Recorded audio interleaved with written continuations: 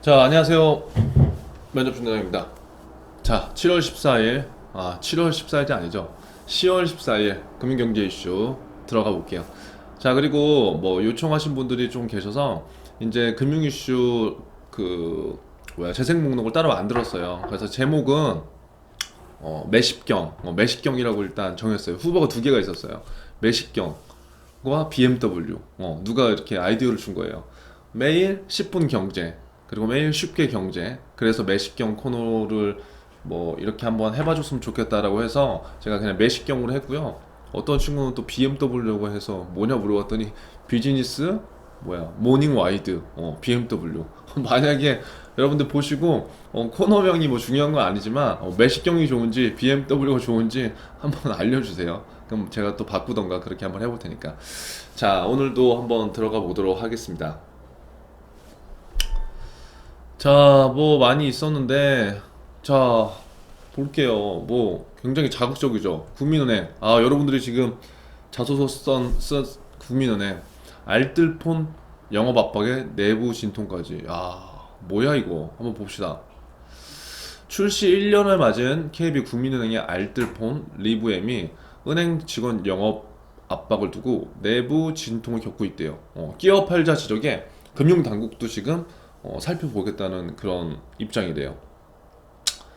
자, 이런 뭐 의원님이 금융위원회가 국민은행 알뜰폰을 혁신 금융 서비스로 지정할 때 부가 조건으로 끼어 파지하지 말고 내부 통제 기준을 마련하는 조건을 달아 과도한 실적 경쟁을 하지 말 것을 주문했대요. 그럼에도 뭐예요? 영업 현장에서는 이것들이 잘 지켜지지 않고 있다. 16개 지역 영업 그룹장 인사평가 항목에 리브엠 항목이 포함되어 있어 압박을 받을 수밖에 없다는 진단이다. 이건 뭐냐면, 그러니까 알뜰폰은 국민은행에서 지금 판매를 하고 있는데 이러한 것들을 이제 금융당국에서 야 너무 이거 뭐 은행에서도 알뜰폰 판매하면 좀 그렇고 실적 경쟁 이거 해봐 하지 마라 뭐 이렇게 얘기를 한 거예요. 근데 금융당국에서는 당연히 그렇게 할 수밖에 없겠죠. 그런데 중요한 건 뭐다? 인사평가 항목에 리브의 항목이 포함되어 있대요. 그러니까 당연히 그룹장 입장에서는 평가 항목에 포함되어 있기 때문에 당연히 잘해야 되는 거잖아요. 그래서 이제 현장에서는 영업 압박을 받을 수밖에 없다. 또한 직원별로 포상을 내걸고 개인적 실적표를 만들어 판매하도록 독려하고 있으며 은행 내방국에게 적극 권유하라는 항목도 있다고 시작했다. 그러니까 여러분들 이런 것들은 국민은행 가보시면 돼요. 가보고 내가 이런 것들 진짜 한번 느껴보면 되죠. 어차피 현장 방문 해야 되잖아요. 현장 방문 지금 여러분 이제 필기 시험이 끝나고 면접 전까지 굉장히 중요한 게 뭐냐면 현장 방문 꼭 가봐야 돼요. 제가 계속 가보라고 했는데 대부분 학생들이 안 가거든요. 10명 중에 뭐 한두 명 가는데 진짜 중요해요. 그래서 그거에 대해서 약간 애매하다는 분들은 제가 여기 영상 링크 걸어드릴 테니까 한번 보세요. 자, 이런 문제점에 대해서 이미 KB 국민은행가 얘기했고 노조와 협의돼 개선된 것으로 알고 있다. 뭐 이렇게 했다는 거죠. 자, 리브엠 영업 활동을 두고 KB 국민은행 내부에서는 진통이 계속 일어나고 있대요. 그래서 아무튼 뭐 진통이 일어난다는 거예요. 지점이나 KPI 실적 목표에는 리브엠이 반영되어 있지 않고 실적 할당도 없다고 이제 국민은행 측에서 얘기를 했는데 아까 봤다시피 영업 여기 누구예요? 영업 그룹장 인사평가 항목에 있으니까 이거는 뭐 개인 KPI가 없다고 하더라도 만약에 저분들이 중요하다고 한다면 그 지역 그룹은 해야 되는 거예요. 실질적으로. 또한 이용자 권유 보상 활동에 대한 보상은 없으나 실적 경쟁은 없으며 영업점을 통한 가입률은 17%밖에 없다. 그래서 일단 국민은행 측에서는 이런 거는 우리가 뭐 압박을 한 것도 아니고 뭐 전혀 문제가 없다라고 했지만 실질적으로 현장에서 그렇지 않을 수 있다는 건데 뭐 우리가 이제 이런 것들을 보면서 느낄 수 있는 거는 그러니까 생각만큼 여러분들이 지금 뭐 금융권에 가고 싶다 뭐 열심히 준비를 하고 있지만 생각만큼 영업을 하기가 굉장히 뭐 편하거나 쉬운 건 아니에요. 그러니까 현장에서는 굉장히 실적 압박을 느낄 수밖에 없는 거고 그런 것들도 여러분들이 사전에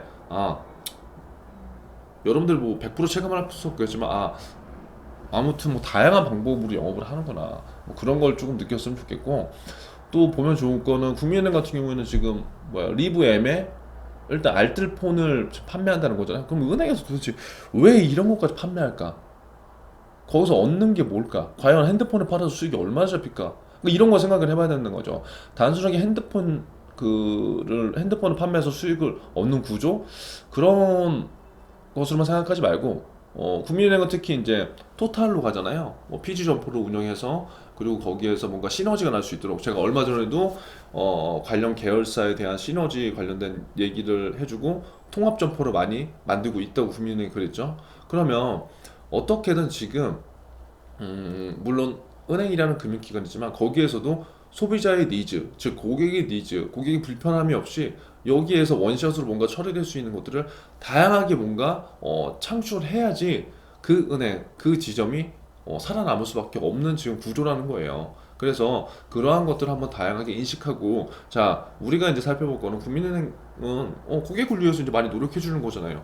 굳이 일반 그 은행에서 핸드폰 안 팔아도 되잖아요. 하지만 고객들이 소중한 시간을 내서 업무 처리를 하면서 거기에 관련돼서 분명히 보면은 핸드폰으로 고민이 있거나 좀 더 저렴하게 그리고 경제적으로 그리고 효율적으로 쓰고자 하는 분들이 분명히 계실 거란 말이죠. 그럼 그러한 것들을 다른 지점이나 다른 뭐 핸드폰 가게에 가지 않고 예를 든다면 국민은행을 이용하면서 이런 정보를 또 얻을 수 있다면 그 또한 고객 입장에서는 혜택 아닌 혜택이라고 우리가 볼 수도 있는 거죠. 그러니까 우리는 좀 그렇게 해석을 한번 해나가면 좋을 것 같아요. 자, 계속 나오고 있는 대출 얘기 계속 나오는 거예요. 그러니까 지금 이러한 이슈가 여러분들 꼭 개인 금융으로 갔다고 이걸 안 보지 말고 뭐 기업 금융만 간다고 보지 말고 다 중요한 거예요. 여러분들 지금 선택한 직무에 다 포함이 돼 있으니까 이러한 이슈들이 내 직무에 어떻게 포함이 될까? 그리고 그러한 것들을 생각해서 면접 때 어떻게 얘기를 할까? 그러한 것들 정리해보는 시간을 가져야 된다는 거죠. 자, 내용을 본다면 올해 4분기 국내은행의 대출 문턱이 높아질 예정이래요. 또 가계와 기업의 신용 위험이 더 높아질 것으로 예상됐다. 이거 왜 그렇다고 했어요, 제가? 지금 계속해서 저금리기 때문에 고소득자나 아니면 뭐 일반적으로 직장을 다니는 사람들도 빚내서 비투하고 연끌어서 투자하고 지금 그런 현상들이라는 거예요. 그래서 지금 1금융권도 대출을 굉장히 많이 해주다 보니까 뭐예요? 이렇게 되면은 가계 위험, 또 기업들의 리스크가 있을 수 있잖아요. 그렇기 때문에 금융당국이 그런 것도 지금 제재하는 상황인 거고 그런 제재한 상황에서 뭐예요? 특히 4분기 때는 3분기 때와 달리 대출 문턱이 높아질 전망이다. 대출의 한도를 줄이거나 대출의 금리를 올려서 대출을 쉽게 못 받게 할 거다. 왜? 이런 가계와 기업의 신용 위험이 높아질 것으로 예상되기 때문에 우리가 이렇게 기억을 하면 된다는 거죠. 그래서 뭐 이렇게 보면 되고요. 이런 건 뭐 크게 중요하지 않으니까 한번 보세요. 그래서 여러분들이 만약에 활용을 한다면 내가 만약에 면접이나 뭐 어디 그 부분에서 뭔가 활용을 한다면 이러한 숫자를 있잖아요. 숫자를 잘 기억해서 하나라도 내 걸로 이제 만드는 힘이 중요한 거예요. 그래서 이러한 숫자들 한번 잘 보시고요. 자, 기업가 가계 대출 수요는 증가할 것으로 전망됐다. 앞으로도 그러니까 대출 수요는 계속 증가할 수밖에 없는 상황이라는 거예요. 왜? 하나는 대내외 경기 불확실성에 따른 유동성 확보 필요성으로 중소기업을 중심으로 기업의 대출 수요가 늘어날 거다. 왜? 기업들은 계속적으로 지금 경기가 안 좋기 때문에 일단 유동성, 뭐가 어떻게 될지 모르기 때문에 자금을 조금이라도 갖고 있는 것이 좋다는 거죠. 그렇기 때문에 대출이 늘어날 거다. 그냥 그렇게 생각을 하시면 될 것 같아요. 그리고 경기 침체에 따른 가계소득 부진 등으로 가계 일반 대출 수도 증가할 거다. 마찬가지예요.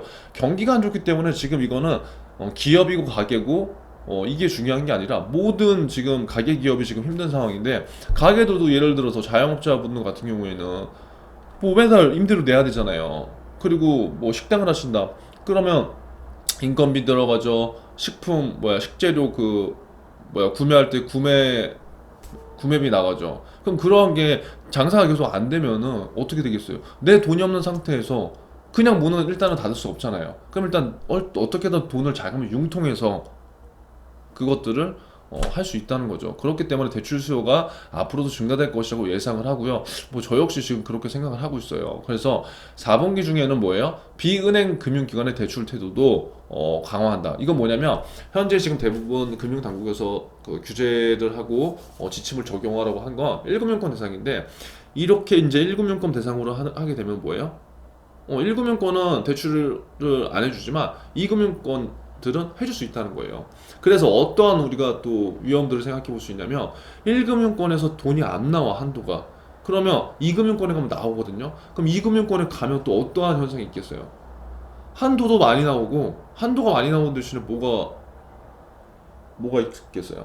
금리가 높잖아요, 예금융권은. 그러면 진짜 아까 금융당국에서는 이러한 가계나 기업의 신용 위험이 높아질 거라고 예상했는데 어떻게 보면 이러한 것들이 오히려 더 신용이나 리스크를 좀 더 높일 수 있다는 거예요. 그래서 이러한 것들은 우리가 양방향으로 좀 생각을 해봐야 되고요. 이금융권에서도 지금 제가 지난번에 기사 설명드렸지만 이금융권에서 지난달에 엄청나게 많은 대출이 일어났어요. 그래서 이러한 것들이 단순히 그냥 뭐 좋다 나쁘다로 끝날 게 아니라 우리는 이러한 다양한 면들을 한번 살펴보고 우리가 이해를 해보면 좋다. 그거죠. 세 번째, 신한은행 AI 생태계 구축의 속도. 자, 제가 이제 해드릴 때 한 개 은행씩 한 개 뭐 회사별로 약간 이제 이슈들을 다뤄드릴 거예요. 그러니까 이건 뭐냐면 여러분들이 면접에 갖고 갈 무기를 갖고 가는 거예요. 그냥 가서 말만 하는 게 면접이 절대 아니라니까요. 그렇기 때문에 이러한 로열티 있는 답변, 그 다음에 이런 이슈들을 내가 좀 알고 가는 게 좋다는 거예요. 그러니까 오늘은 뭐예요? 신한은행 관련된 거예요.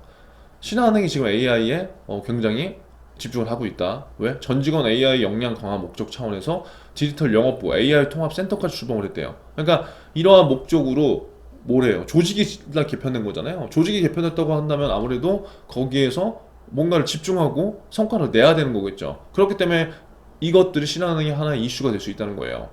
신한은행이 2주간 전 직원 AI 역량 강화를 위해서 로드쇼를 진행하면서 진옥동 행장이 AI 생태계 구축의 속도를 내고 있다. 로드쇼를 진행한대요. 뭐 이렇게 진행되고 공유할 계획이고 AICC는 AI 중심으로 은행의 변화를 이끈다. AICC는 신한은행이 보유한 AI 관련 역량을 결집해 은행의 모든 업무를 AI 관점에서 재설계하기 위해서 신설됐다. 기존 10명에서 50명으로 늘렸다. 그러니까 굉장히 방향성 측면에서 AI 쪽으로 지금 방향성을 많이 갖고 가고 있는데 그러면 우리가 그냥 러프하게 그냥 이렇네 라고 생각할 게 아니라 내가 만약에 신한은행 면접을 가게 된다면 현재 신한은행은 뭐예요? 특히 어떠한 부분에서 집중을 하고 있는 것으로 보여지고 그 부분에서 AICC는 특히 이러한 이슈들이 있는데 제가 봤을 때 이러한 이슈들은 어떻게 하면 조금 더 어떠한 효과가 나올 것 같습니다 라는 뭐 본인의 생각을 조금이라도 정리해서 간다면 남들과 조금은 다른 답변을 할 수 있겠죠. 그래서 그러한 것들을 한번 여러분들이 고민해 보시고요. 자, 디지털 영업부는 디지털 채널을 활용한 고객 관리 및 영업 기회를 창출하기 위해 디지털 영업점이래요, 신설돼. 그러니까 뭐예요? 디지털 영업부라는 거는 우리가 사용하고 있는 디지털 채널을 활용해 고객 관리, 영업 기회를 창출하기 위해서 마련된 거예요. 그러니까 영업을 지금 잘 해야 되는 상황인데 오프라인으로는 지금 대면 영업으로는 이제 약간의 한계성, 그 다음에 약간 시대 변화 트렌드가 비대면으로 많이 가고 있잖아요. 그렇기 때문에 은행들이 그토록 이제 비대면 시장에 집중하는 거고, 특히나 신한은행 같은 경우에는 무슨 부를 만들었다고요? 디지털 영업부를 만들어서 영업에 대한 서포트, 그 다음에 고객 관리 및 영업 기회를 창출하기 위해서 영업 현장에 있는 사람들을 서포트해주기 위해서 이렇게 도와주고 있고 같이 맞물려서 영업 활성화를 위해서 노력하고 있다는 거죠. 그러니까 우리가 그렇게 좀 생각을 해보시면 돼요. 자, 그래서 계속 나오는 얘기가 고객 관리예요. 영업을 뛰어넘는, 대면 영업을 뛰어넘는 수준의 고객 관리. 그러니까 고객 관리라는 거는 단순하게 이제 그냥 대면으로서 할 수 있는 고객 관리도 있지만 이렇게 비대면 AI로 활용해 그 고객 관리를 할 수도 있다고 하는 거죠. 그런 면에서 봤을 때 신한은행이 굉장히 조금 더 앞서 나가고 있는 마인드와 지금 절차들을 보이고 있다는 거예요. 신한은행은 아로포링 시스템을 통해 하루 1억 2천만 건에 달하는 고객 로그를 실시간 파악해 필요한 정보를 1, 2분 안에 제공할 수 있대요. 그러니까 이거는 엄청난 힘이잖아요. 고객들이 힘을 들이지 않고 뭐예요? 이러한 비대면 정보를 활용해서 내가 원하는 정보들을 빠른 시간 내에 파악할 수 있다는 거죠. 예전에는 그냥 지점에 와서 계속 기다리고 두세 시간 기다리고 물어보는 시간 얼마 안 됐잖아요. 근데 지금은 그렇게 할 필요가 고객들도 없다는 거죠. 그렇기 때문에 그런 것들을 신한은행이 빨리 캐치해서 이런 시스템, 이런 조직 개편을 토대로 해서 고객 맞춤 상품, 고객 관리를 위한 하나의 방안으로서 이러한 활동들을 하고 있다는 겁니다. 그럼 오늘의 이슈는 단순하게 AI 그 이슈를 뛰어넘어서 신한은행만의 장점은 고객 관리가 또 들어갈 수 있다는 거예요. 고객 관리를 위한 디지털 활용, 이렇게. 그래서 이 이슈들을 여러분들 한번 잘 살펴보시고 이걸 내가 어떻게 활용하면 좋을까 이런 것들을 한번 잘 준비해 보시면 좋을 것 같아요. 그러니까 이런 기사는 약간 어려울 수 있는데 일단 면접 시즌이 돼서 제가 일단 약간은 갖고 와봤어요. 우리은행 뭐예요? 해외 수탁업 포문됐다. 비이자 이익 환로될까? 아유 굉장히 어렵죠 여러분. 우리은행이 베트남 펀드 투자 자산을 시작으로 해외 수탁 업무 포문을 열었대요. 그러니까 우리은행 면접 갈 사람들은 이제 보는 거예요. 아 우리은행이 베트남 펀드 투자 자산으로 해외 수탁 업무 포문 열었구나. 그러니까 이거는 꼭 글로벌 가지 않을 사람들이라도 안 와도 상관없어요. 이 은행이 지금 이슈잖아요. 왜? 비이자익이 안 나오니까 해외 수탁 업무를 해서 우리은행이 가야 되고 가고자 하는 방향들을 지금 연구한 말이에요. 그러면 이런 것들을 알고 있으면 이 은행에 대한 관심은 적어도 표명할 수 있다는 거죠. 자, 사모펀드 사태와 코로나19, WM, IB 등이 비이자 이익 관련돼서 난항을 겪자 이를 타개하려는 조치를 풀이된다. 제가 지금 방금 얘기했잖아요. 지금 비이자를 낼 수 있는 상황이 막 좋은 상황이 아니라니까요. 그렇기 때문에 은행들은 계속적으로 뭔가를 발굴하고 시도하고 도전해야 되는데 우리 은행은 이러한 베트남 펀드 투자 자산을 시작으로 해서 해외 수탁 업무로 포문을 열었다는 거예요. 그러니까 방향성은 지금 대부분 금융권 은행들이 똑같은데 거기에 나가서 각계전투식으로 하는 일들은 달라요. 그러니까 그런 부분들을 면접에서 잡아야 된다고요. 자, 우리은행은 9,300억 규모 베트남 투자 자산을 보관 관리하는 글로벌 수탁 업무를 최근 개시했다. 우리은행 내부적으로 수건 작업을 해결하는 자축 분위기다. 자, 수탁 업무 개시는 비이자 약화를 방어하기 위한 목적으로 해석된다. 자, 여러분들 이제 이런 것들이 뭐 우리은행만의 영업 전략에 하나로 이게 포함될 수 있는 거잖아요. 그러니까 당연히 알면 좋죠. 올 상반기 우리은행 순 영업 수익은 5.9% 줄었대요. 1년 전보다. 그리고 비이자 수익도 줄어들었대요. 왜? 우리은행은 지난해 DLF와 불안전 판매로 6개월간 신규 계좌 영업 조치를 받은 상황이에요. 그러면 은행 입장에서 얼마나 리스크가 크겠어요. 굉장히 작년에 영업을 잘했던 은행인데 지금 이러한 DLF 사태와 불안전 판매 사태로 6개월간 영업 정지를 받았으니까 다른 새로운 신성장에 대한 동력을 좀 찾고자 하는 거예요. 자, 이 때문에 비이자익을 내기 위한 또 다른 활로로 해외 수탁업을 택한 것으로 본다. 해외 수탁업, 여러분들 오늘 알아야 될 건 뭐예요? 해외 수탁업, 우리은행 글로벌 해외 수탁업 개시. 기존의 외국계 은행에 위탁하면서 지불했던 해외 보관 비용 등을 절감하고 스스로 이익을 낼 수 있기 때문에 지금 우리은행이 해외 수탁 업무를 실시하는 거예요. 네. 근데 왜 베트남을 선정했냐? 근데 이런 것도 중요한 거죠. 왜 베트남? 글로벌을 지원할 친구들은 왜 베트남을 선택했냐? 베트남 우리은행은 외국계 은행보다 낮게 수수료를 책정하면서 공모 펀드에 나가는 비용도 줄여. 그럼 뭐예요? 일단 수수료가 낮다는 거는 수익률이 조금 더 올라갈 수 있는 확률을 높여주는 거잖아요. 그렇기 때문에 우리은행이 베트남을 선택한 거래요. 자, 특히 우리은행은 뭐예요? 국내 다른 시중은행보다 해외 수탁업에 강점을 가졌다는 분석이다. 우리은행은 이렇게 했고 탑을 알려줬다. 이게 우리은행의 강점이에요. 그럼 강점 우리가 여기서 몇 개 캐치를 해봐야 되겠죠. 우리은행은 이번 베트남 수탁업 진출에 상당한 공을 들였대요. 뭐예요? 자체 시스템 개발부터 진두 지휘, 현지 업무를 총괄했다. 왜? 아까 위에 그런 이유가 있었으니까. 건강성 행장도 마찬가지로 이렇게 됐고요. 비록 비이자 이익을 내기 쉽지 않은 상황이지만 우리은행은 다각도로 활로를 모색하고 있다는 거예요. 이러한 다각도 활로가 어떻게 보면 도전이 될 수도 있고요. 어떻게 보면 또 혁신이 될 수도 있고요. 그쵸? 왜요? 그냥 가만히 있으면 안 되잖아요. 그럼 현상을 빨리 판단해서 비이자 이익을 내는데 WM, IB가 조금 제한되는 상황이니까 우리는 다양한 방법으로 한번 변화를 일으켜보자. 그리고 물론 알고 있지만 남들이 시도하지 않는 시장, 베트남 시장 선정하자. 이것 또한 작은 혁신이 될 수 있다는 거죠. 그러니까 이러한 것들을 여러분들이 잘 생각해서 어떻게 면접에서 내가 활용을 해볼까, 이런 것들을 꼭 생각해 보시기 바랍니다. 마지막, 농협은행 영업점, 기업금융, 고객가치 제고 방점. 자, 외환 퇴직연금 평가 비중을 확대했대요. 그러니까 은행에서 평가 비중을 확대했다는 건 굉장히 여러분들 잘 봐야 돼요. 그것들의 방향성이 그렇게 가고 있다는 거고, 이런 것들을 확인해 보려면 여러분들 현장 방문을 꼭 해봐야 돼요. 아까 제가 링크가 거절됐지만 꼭 보세요.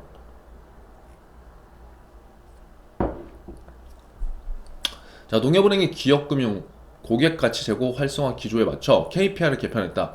외환 퇴직연금 사업에 대한 평가를 강화했을 뿐만 아니라 고객 자산 보호 관리 항목을 신성했대요. 뭐예요? 그럼 우리가 알아볼 두 가지. 이번에 내가 농협을 지원했다고 하면 첫 번째, 퇴직연금 사업에 대한 관심이 높아졌다. 퇴직연금 사업. 두 번째, 고객 자산 보호 항목 신설했다. 그럼 우리는 이 두 가지를 활용해서 어떻게 할 수 있어요? 퇴직연금에 대해서 모르면 여러분 공부해보세요. 퇴직연금 왜 중요한지, 그리고 퇴직연금 사업이 강화됐을 때 어떤 이득이 있는지, 그러니까 농협에서 했을 거잖아요. 두 번째, 고객 자산 보호 항목이 지금 현 시점에서 왜 중요한지. 왜? 뭐 그 DLF나 이런 불안전 판매 그런 것들 많잖아요. 그럼 고객들의 궁극적으로 자산을 보호한다는 거는 그 자산을 지켜줘야 된다는 거잖아요. 그럼 그 지켜주기 위해서 농협은행에서 지금 이러한 것들을 먼저 선제적으로 조치를 했다는 거죠. 그러면 괜찮죠. 그간의 수익성 중심의 성과 평가에서 벗어나 고객 중심. 특히나 농협은행 같은 경우에는 특수 목적으로 설립된 은행이기 때문에 이러한 부분들이 훨씬 더 중요할 수밖에 없는 상황이에요. 자, 12일 농협은행은 올해의 영업전 KPI를 두고 기업금융 활성화 측면에서 외환, 퇴직연금 사업평가를 비중해뒀다. 자, 이런 걸 보고 제가 또 얘기하자면 뭐예요? 내가 자소서 지원동기나 입사업 포부를 대충 썼어도 지금 남아있는 시간 동안에 이 이슈들을 활용해서 그럼 내가 기업금융 활성화를 하기 위해서 농협의 방향성이 이렇게 가는데 그럼 외환과 퇴직연금에 대해서 한번 공부를 해서 이러한 이슈를 한번 잡아봐서 지원 동기를 좀 다시 한번 포장해 볼까? 이러한 생각을 해봐야 된다는 거예요. 특히 외환 사업은 제도 개편이나 마케팅 인프라 개선 등과 같은 알려졌다. 고객 가치 제고 차원에서도 영업점 KPI를 일부 개선했다. 뭐예요? 고객 수익률, 적합 상품 가입률, 뭐 이런 것들을 해서 이런 것들을 항목을 여러분들이 알 필요 없고 뭐예요? 중요한 거는 고객 자산을 보호하기 위해서 이러한 일련의 항목들을 신설했고 이러한 항목들이 늘어나다 보면은 어떻게 되는 거예요? 판매를 할 때도 이러한 항목들을 준용하고 맞춰야 되니까 고객 입장에서 한 번 더 생각을 해보고 상품 권유나 그런 것들을 할 수밖에 없다는 거죠. 자, 농협은행 관계자는 직원들의 평가는 따로 실시하지 않는데요. 그래서 고객 중심. 자, 지금 그러니까 모든 은행들이 다 고객 중심, 고객 관리 이런 것들이 나오는데 그냥 그거를 말로만 하면 되는 게 아니라 이 은행이 현재 갖고 있는 방향, 어떠한 이슈 그것들을 연결시켜서 여러분들이 말을 하는 연습들을 반드시 해야 됩니다. 그러니까 제가 이렇게 계속 금융권 이슈를 얘기하는 이유는 뭐예요? 여러분들이 하지 않았던 공부를 제가 지금 그렇게 하게끔 만들려고 하는 거예요. 왜? 천편일률적으로 면접 가서 이 은행 가고 싶다, 이 증권사 가고 싶다, 이 보험사 가고 싶다, 나는 역량이 이렇다, 누구나 똑같이 얘기하는데 거기에 있어서 차별성을 느낄 수가 있겠냐고요. 여러분들이 한번 곰곰이 잘 생각해봐야 돼요, 이 부분은. 그렇기 때문에 이러한 신문기사를 토대로 해서도 충분히 여러분들이 그 포장과 엮을 수 있는 상황과 그 생각과 고민을 해보라는 거예요. 자, 농협은행은 2018년까지만 해도 수익성에 대한 부분이 평가에 이렇게 차지했지만 아무튼 뭐예요? 바뀌고 있다. 수익성에서 뭐로 중심으로? 고객 중심으로. KPI 항목도 이렇게 바뀌고 있죠. 그래서 한번 한번 읽어보시고요. 지금 절대 아무튼 포기하지 마세요. 지금 뭐 은행 취업을 한다, 증권사 취업을 한다, 아니면 일반 기업을 취업을 할 거다. 아무런 상관이 없습니다. 여러분들은 지금 마구마구 지원을 해야 되는 게 불명한 취업 시장이에요. 그렇기 때문에 지금 필기 보고 그냥 가만히 있고 앉아서 그 결과만 기다린다기보다 여러분들이 해야 될 거 하세요. 할 수 있는 걸 해야 되고요. 지금 시점이 굉장히 중요한 거예요. 그리고 금융경제 이슈 제가 오늘 이제 매식경 입에 잘 안 붙지만 매식경을 토대로 해서 앞으로 제가 말씀드렸죠. 11월까지는 제가 이대로 할 거예요.